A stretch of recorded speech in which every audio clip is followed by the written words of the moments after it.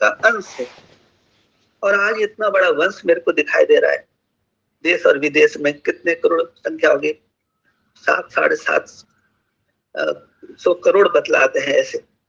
तो विस्तार हुआ तो सार आना चाहिए ना हमारा। अर्थात इस देश का, इस दुनिया का जो सबका मालिक एक है, वो हम किसको कहेंगे? सबका मालिक एक। तो भाई सबका मालिक एक सबने बोला, मेरा शारदा प्रसाद भाई का ध्यान ही गया, भाई मालिक तो वो हमने सुना है, तो वो तो विदेश गया हुआ है, विदेश गए हैं, आएंगे जब अपने समय पे आएंगे, कमाई के लिए गए हैं किसी और कार्य। लेकिन माँ है ना, माँ घर में है ना, बस हम माँ के द्वारा हम सब जान लेंगे। तो हमको कौन चाहिए? पहले माँ चाहिए। किस लिए चाहिए माँ? ये भी जानो ना, माँ किस लिए चाहिए और किसको नहीं चाहिए माँ। जिनको नहीं चाहिए वो जानेंगे। हमको तो माँ चाहिए। शारदा प्रसाद भाई को सबसे पहले माँ चाहिए थी। मैं भगवान की खोज में नहीं निकला,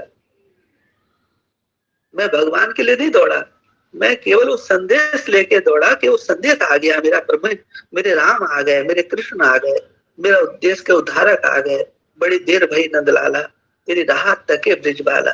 तो ये जो भोली भोली माताएं जो हमारे आपके घरों में हैं, ये परमात्मा की कौन है?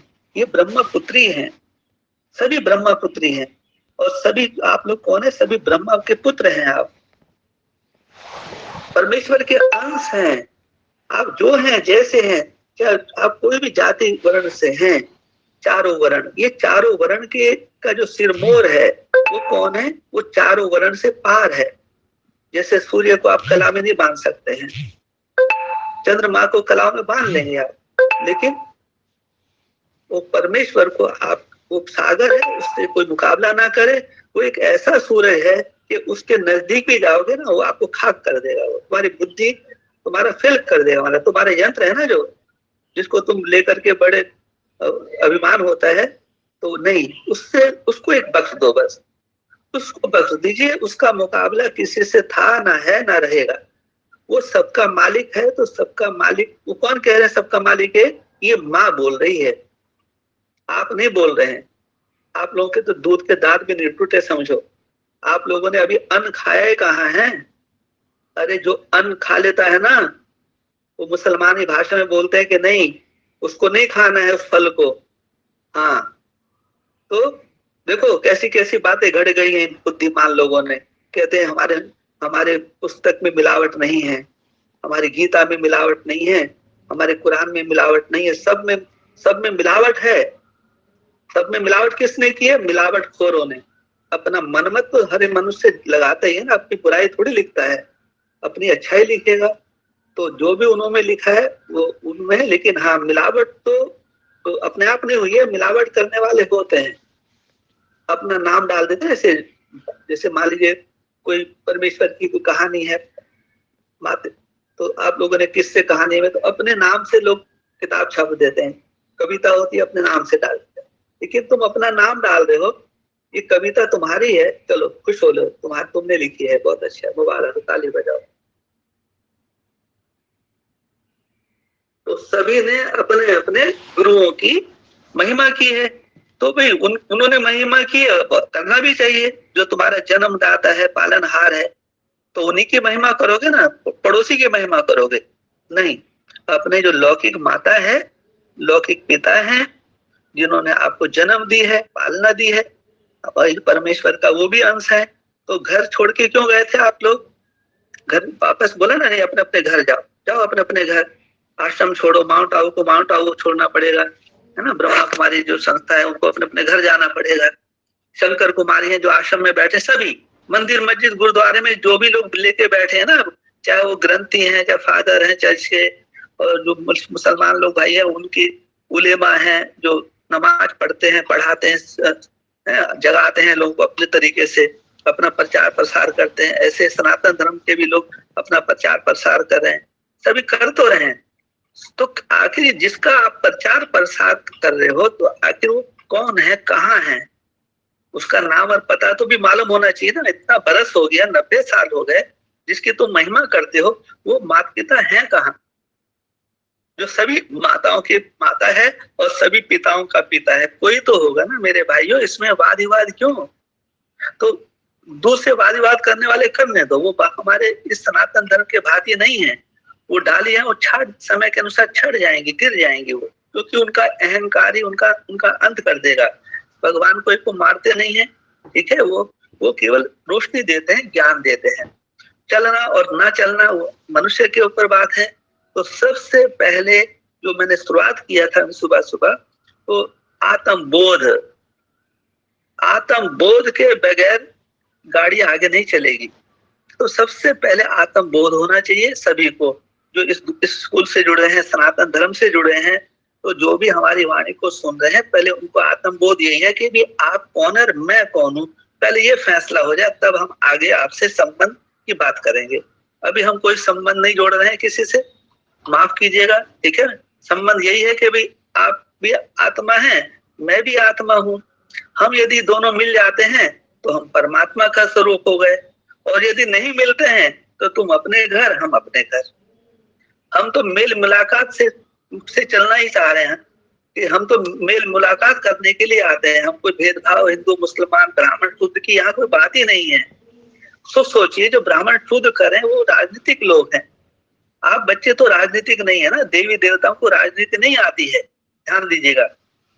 जो भोले भाले होते हैं उन्हीं को देवी देवता बोलते हैं, उन्हीं को फरिश्ता बोलते हैं। वो ईमानदार होते हैं, वो अपने धर्म में पक्के होते हैं, वो राइटियस होते हैं।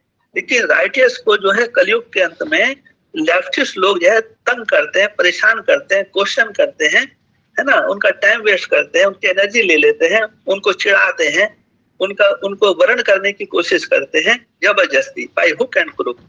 ज्ञान सुना सुना के मोटिवेट करते हैं। नहीं, ज्ञान नहीं सुनाने का है, अब ज्ञान सुनाने का समय नहीं है। बस ये जानो कि वो ज्ञान दाता कौन है, जिसका ज्ञान आप लेके चल रहे हो, जिनकी आप आत्मा हो। तो आत्मा जिनकी हो तो उनका परमात्मा भी साकार में होना चाहिए। जैसे आप साकार में हैं तो साकार में आत्मा है, नो डाउट। तो परमात्मा भी आपके बीच में साकार में जरूर होना चाहिए। नहीं है, उसको चुन लो, आप जल्दी से जल्दी उसका इलेक्शन कर लो। तो जिससे क्या होगा, ये सारे झगड़े हैं ना, कलह क्लेश, तो जितना जल्दी हो जाए समाप्त हो जाएंगे। ऐसा अपने जीवन का अनुभव है। जो जिम्मेदार यज्ञ के जो भी हैं आगे की पंक्ति में हैं, भाई ये नाम लेके हम नहीं बोल रहे हैं, बहुत सारे नाम हैं, माताओं में भी हैं। तो आप लोग आगे आइए, अपने अपने राज्य में खड़े होइए। आप लोग उम्मीदवार हैं, आप लोगों ने तपस्या की, मेहनत की है, तो ब्रह्मा कुमारी बहनों को, भाइयों को खुशखबरी सुनाओ। वो कौन है, वो तुम्हारे ही हैं, बहन भाई हैं। उनको समाचार दो कि जैसे ब्राह्मणों में भगवान होते हैं, ऐसे शूद्र में भी भगवान का ही कार्य चलता है। शूद्र भगवान से अलग नहीं है, ब्राह्मण भगवान से अलग नहीं है, सभी भाग्यवान है। जो ब्राह्मण है वो भी भाग्यवान है, क्षत्रिय है वो भी भाग्यवान है, वैश्य समाज के जितने भी आत्मा है वो भी सब भाग्यवान है। आप सब भाग्यवान ही हैं। तो गुण गाओ उस महाशक्ति के, जिसकी शक्ति अपार, वो कौन विराट रचना का। फाइनल यही है कि जो 7 दिन का कोर्स करने के लिए आप ब्रह्मा कुमारी में गए थे, तो लक्ष्मी नारायण भी कोई नहीं बना, वो कहते हैं। और शिव के समान कौन बना है, शिव से योग लगा लगा करके शिव के समान जो बना है ना, ठीक है मामा। तो बस उनसे पूछो, नहीं है तो उनको बोलो फिर ये सब ये ढोंग पाखंड बंद कीजिए ना, और साइलेंस में हो जाइए। ओम शांति मंत्र है, यही परमेश्वर का संदेश है कि वर्तमान समय देश और दुनिया की हालत स्थिति कितनी खराब है। तो कम से कम यदि आप ओम शांति मिशन से हैं और ओम शांति बोलते हैं, तो ये ओम शांति सिर्फ बोलने के लिए नहीं है। इस पे ओम शांति बोलना बंद करो, और ओम भाषण प्रवचन भगवान के नाम पे देना बंद करना होना चाहिए। अपने अपने घरों में बैठ करके जहां भी हैं, जिस रूप में भी, जिस अवस्था में है, अपने अपने माता पिता का सम्मान करना है, जिनके तुम अंश हो, चाहे लौकिक हैं और चाहे अलौकिक हैं। जब लौकिक का ज्ञान किससे मिला, ये जो संदेश मिला है आप लोगों को कि हमें घर परिवार में, संसार में, कीचड़ में रहते हुए कैसे बनना है, तो ब्रह्मा कुमारी थोड़ी आप लोगों को सिखाएंगी। 18 जनवरी के बाद तो वहां जो हुआ तो पासा पलट गया, वहां माता पिता है नहीं है, और ये माता पिता का ज्ञान है घर गृहस्थ में कैसे रहा जाए।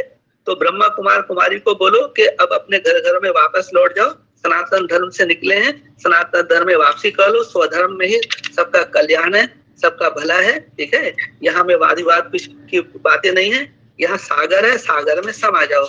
जिनके लिए आप माता पिता बाप दादा को कहते हैं, तो वही माता पिता बाप दादा साकार रूप में है, कहीं ना कहीं है, ढूंढो तो कोई ना कोई तो होंगे।